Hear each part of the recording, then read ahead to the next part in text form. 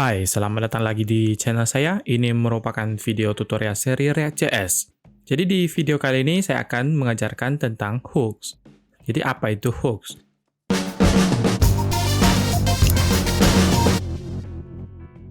Jadi hook itu merupakan fitur baru di React dari versi 16.8. Oke, jadi React Hook itu digunakan untuk menulis state tanpa menggunakan kelas, seperti yang kita pelajari di tutorial sebelumnya. Jadi di sini fungsinya ada beberapa, yaitu useState, useEffect, dan useContext. Jadi nanti di tutorial kali ini kita akan belajar useEffect dan useState dulu. Oke, jadi sini dijelasin bahwa hook itu tidak menggantikan kelas. Jadi hook itu merupakan fitur tambahan untuk React. Oke, jadi sini kita bisa menulis kelas tanpa perlu khawatir bahwa nanti kelas itu akan hilang dari React. Oke, jadi hook itu mempunyai fitur tambahan, contohnya useEffect, di mana kita bisa menulis efek itu untuk setiap state. Jadi sini nanti saya akan ajarin lagi. Oke, jadi sini saya sudah jalankan yang start, kemudian di sini ada halaman localhost 3000. Jadi sebelumnya kita sudah bikin komponen menggunakan kelas. Supaya tidak membingungkan, saya akan membuat komponen app ini menggunakan functional programming. Jadi ini saya akan hapus semuanya. Kemudian saya import ulang React from React. Kemudian di sini saya bikin constant app sama dengan arrow function. Oke, jadi sini saya export dulu, export default app. Oke, jadi sini saya bikin div return. Kemudian saya bikin di sini komponen div allow hooks. Kemudian saya save. Oke, jadi sini saya refresh dulu. Oke, jadi sini sudah dapat kita lihat di sini, ini sudah jadi komponen app-nya. Saya buka dulu untuk React Dev Tool-nya. Oke, jadi sini sekarang state-nya kosong, jadi kita perlu panggil function import use state. Jadi use state ini digunakan untuk membuat state di functional komponen. Jadi sini functional komponennya kita kan. Kemudian kita bikin constant. Oke, jadi sini array. Jadi sini ada dua variabel yang akan kita tentukan. Yang pertama adalah variabel untuk mengisi state. Jadi saya bikin count. Kemudian yang kedua yang digunakan untuk mengupdate state. Jadi saya bikin nama set counter. Kemudian sama dengan use state. Jadi di dalam use state ini kita bisa mengisi default variable untuk counter. Nanti saya isi kosong dulu.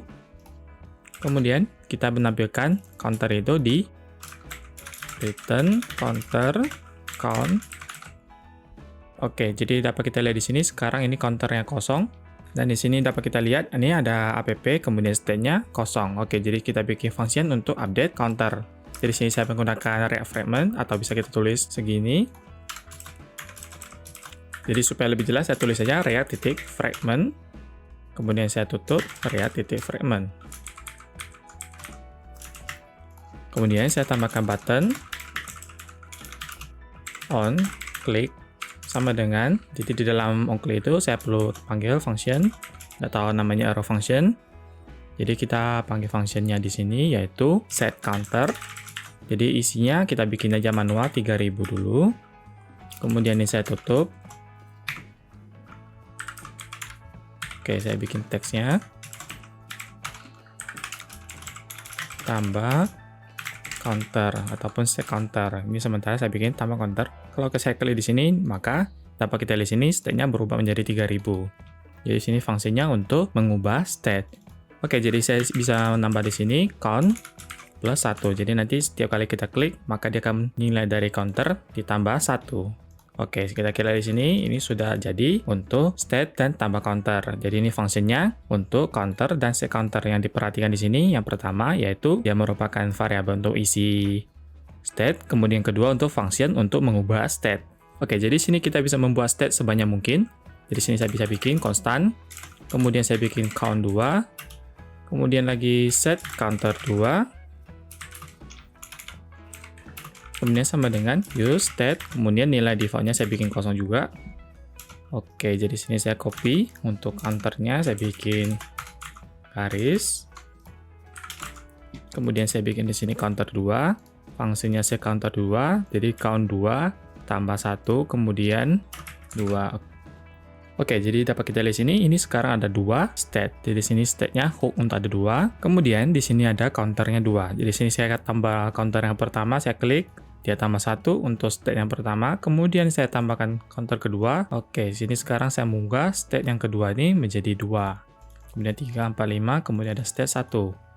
Oke, jadi sini untuk mengubah state dan memakai state masing-masing. Kita bisa bikin state sebanyak mungkin di dalam satu komponen. Oke, jadi selanjutnya adalah effect hook. Jadi sini ada fungsinya use effect. Jadi use effect ini memakai function komponen dipmount dan komponen diupdate, namun dia mempunyai beberapa fitur tambahan. Salah satunya itu dependency.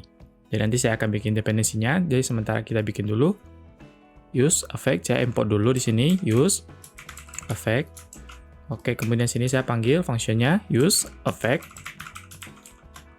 Jadi di dalam use effect ini kita bisa tambahkan dua props. Jadi sini yang pertama yaitu callbacks ataupun function.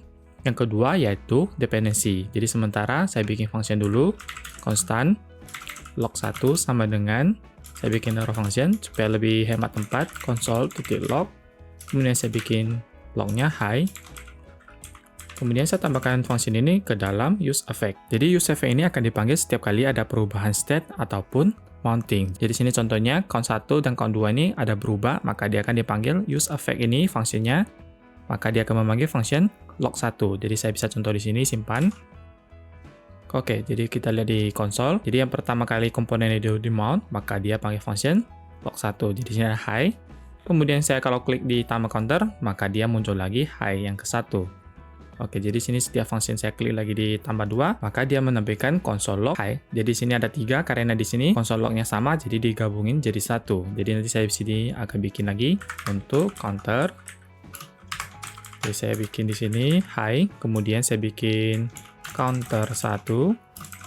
Oke, saya counter satunya saya bikin memakai di sini template string. Jadi sini saya bikin count, kemudian koma counter 2, kemudian saya bikin dollar curly bracket count 2. Jadi nanti sini ada muncul high counter 10, counter 20. Kalau saya klik di tombol pertama, maka dia panggil di sini ada console log counter 1, kemudian counter 2. Oke, jadi sini untuk use effect. Jadi kalau misalkan saya ingin memanggil function log ini pada counter 1 saja, bagaimana? Jadi sini saya bisa bikin. Oke, sini saya hapus saja function yang log 1 ini.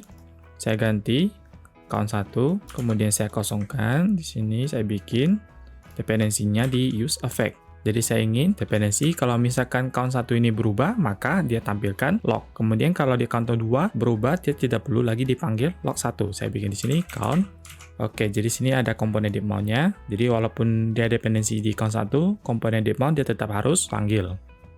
Oke, jadi di sini kalau misalnya saya klik di counter 2, nilainya berubah tapi tidak ada console lognya dipanggil. Karena di sini dependensinya ke count 1. Oke, kalau saya klik count 1, maka dia akan panggil function console log. Oke, jadi sini function untuk use effect. Jadi sini Anda bisa membuat use effect sebanyak mungkin. Contohnya saya di sini bikin use effect log 2, saya bikin fungsinya nanti. Kemudian dependensinya saya bikin count 2. Kemudian saya bikin dulu fungsinya untuk log 2, constant log 2. Kemudian saya bikin console log, saya bikin log baru. Oh, hi. Kemudian saya bikin count 2. Oke, dapat kita lihat di sini. Ini ada dua console log. Yang pertama yaitu high counter, yang satu. Kemudian ada dua, high kosong. Ini untuk count 2. Jadi kalau saya klik di count 2, dia akan panggil function log 2. Kemudian saya klik di tambah counter 1, dia akan panggil log 1. Oke, jadi ini untuk use state dan use effect. Jadi sini nanti Anda bisa membuat sebanyak mungkin. Jadi yang perlu kita perhatikan, hook itu tidak menggantikan kelas. Jadi kalau misalkan Anda punya kelas yang sudah ditulis sebelumnya, Anda bisa menggabungkan dengan area hook di komponen baru. Anda tidak perlu mengubah komponen yang sudah Anda bikin. Jadi sekian untuk use state dan use effect. Nanti di tutorial selanjutnya akan saya jelaskan lagi untuk React use context. Jadi jangan lupa tekan tombol like, subscribe, dan tombol bell supaya mendapat notifikasi kalau tutorial selanjutnya sudah tersedia. Dan terima kasih.